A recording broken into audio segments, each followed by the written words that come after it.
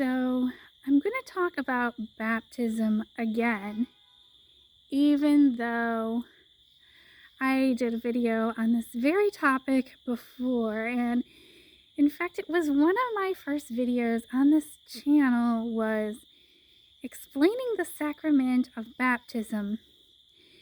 And since then, I've had some additional realizations on how the sacrament of baptism works at a fundamental level.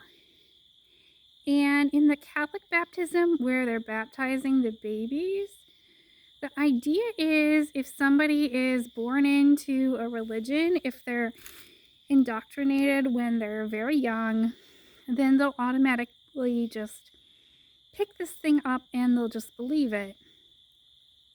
Now, when somebody's coming in and joining an organization when they're older, additional steps will need to be done to really assimilate the belief system. And that is why for adults they have the full immersion baptism. So when they're not babies, they go through this whole thing of like the full immersion, and my understanding is this is what most Protestant sects use, is the full immersion baptism, to be basically reborn in Jesus Christ.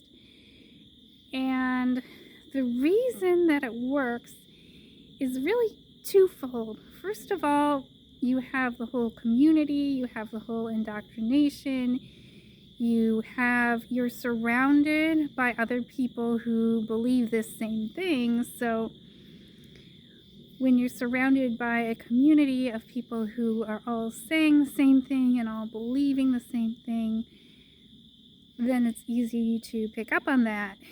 And then the other reason is you have this ritual of immersing in water, which when you put your face in the water, especially if it's cold water, like the colder the better, there is this emotional reset where no matter what is going on for a person emotionally at the time of immersion, you kind of have to reset it, because in order not to drown, you have to regulate your breathing. You have to stop breathing to like put your face in and then come back up. And if you add a temperature drop onto that, it can really make it even more effective. So it's not just the whole immersion, but it's also the set and setting, which makes it sound like one of those retreats where people use drugs to see things that the rest of us can't see. And the whole emotional reset piece where you have like this baseline in the religion is kind of this idea of giving you meaning and purpose in the community. Now, where this can be really bad is what happens when things occur that undermine the effectiveness of the community, undermine the effectiveness of your bond with that community, and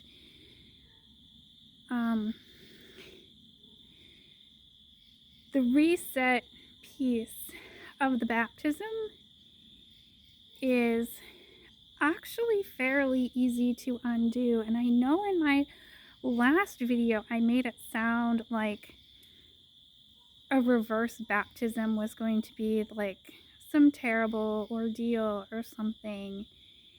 And yes, it could certainly end up like that because I mean, depending on what elements you put in there, it can be very intense, and it can be done in such a way that it makes these like psychedelic retreats seem like cakewalk, but um, it is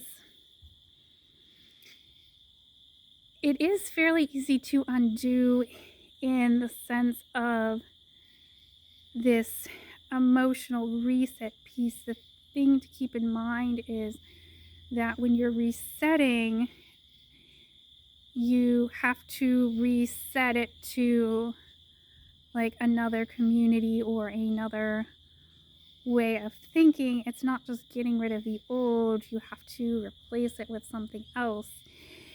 And the tricky part is really in the knowing what to replace it with. And that is actually the hardest part of the reverse baptism, is to figure out what elements need to be there so that you're replacing it with something that is even more cohesive and makes even more sense for your given situation.